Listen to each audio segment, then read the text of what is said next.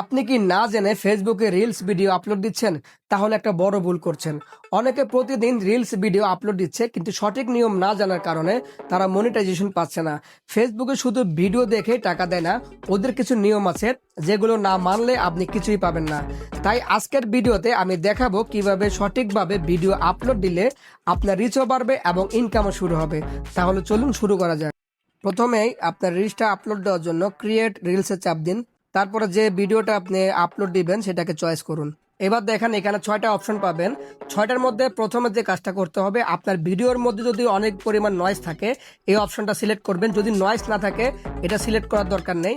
আর আমি যেহেতু আমার ব্যাকগ্রাউন্ড সাউন্ড হিসেবে একটা মিউজিক অ্যাড করব, তাই আমি এই ভিডিওর সাথে একটি ব্যাকগ্রাউন্ড মিউজিক অ্যাড করব যাতে ভিডিওটাকে প্রফেশনাল মনে হয়। আপনারাও এরকম মিউজিক অ্যাড করতে পারেন যদি আপনাদের নিজস্ব ভয়েস থাকে। আরেকটা কথা, আপনারা যখন আপনারা ব্যাকগ্রাউন্ড মিউজিকটা ব্যবহার করবেন তখন আপনাদের যে মেইন মিউজিক, যে আপনার ভয়েসটা, ওইটাকে ফুল রাখবেন এবং মিউজিকটা একদম কমানোর চেষ্টা করবেন যতটুকু কমানো যায়।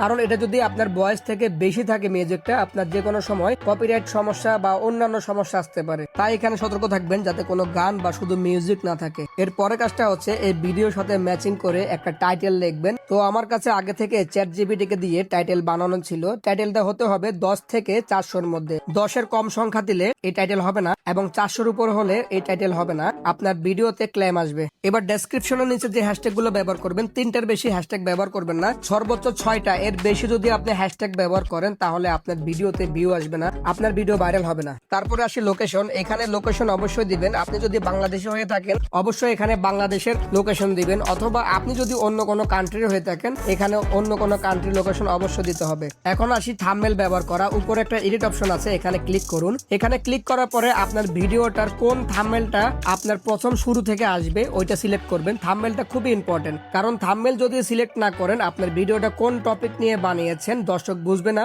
এবং দর্শক আগ্রহ হারাবে, আপনার ভিডিওটাকে ধাক্কা দিয়ে ফেলে চলে যাবে। এতক্ষণ আমরা যা করেছি সবকিছু প্রসেসিং ঠিক আছে কিনা কিভাবে চেক করবেন সেটা এখন দেখবো। এখন উপরে একটা অপশন দেখতে পাচ্ছেন একদম গ্রিন হয়ে আছে। এটা যদি গ্রিন না থাকে তাহলে বুঝতে হবে আপনার আপলোড দেওয়া সঠিক হচ্ছে না। দেখেন এখানে ফেসবুকের 5টা রিকমেন্ড দিয়েছে তারা। আপনারা যদি এই 5টা রিকমেন্ড ফলো করে ভিডিও বানান এবং আপলোড করেন সেই ক্ষেত্রে আপনার ভিডিও প্রচুর পরিমাণে ভিউ হবে এবং ভাইরাল হওয়ার সম্ভাবনা বেশি থাকবে। এই 5টার মধ্যে কি কি এখন আমরা দেখবো। প্রথমে বলা হয়েছে হাই কোয়ালিটি ক্যাপশন।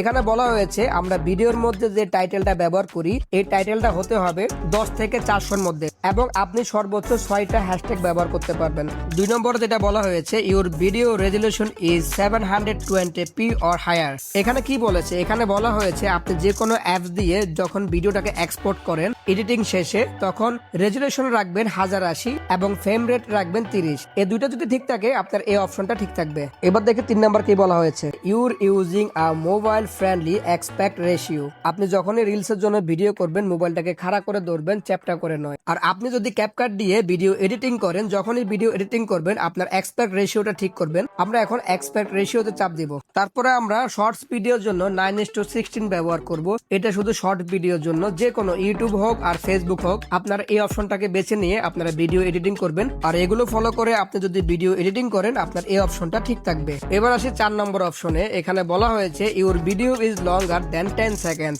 এর মানে হচ্ছে আপনি যে ভিডিওটা বানাবেন এটা 10 সেকেন্ডের বেশি থাকতে হবে। 10 সেকেন্ডের নিচে হলে এই অপশনটা ফিল আপ হবে না। এবার আসি 5 নম্বর অপশনে। এখানে বলা হয়েছে your using sound in your reel. এখানে বলা হয়েছে আপনি যে ভিডিওটা বানাবেন আপনার নিজস্ব সাউন্ড থাকতে হবে। এই ভিডিওতে আমার নিজস্ব সাউন্ড আছে, তাই এই অপশনটা ফিল আপ হয়েছে। এবার আসি খুবই ইম্পর্টেন্ট একটি পার্ট, অ্যাড টু টপিক। এখানে প্রবেশ করব।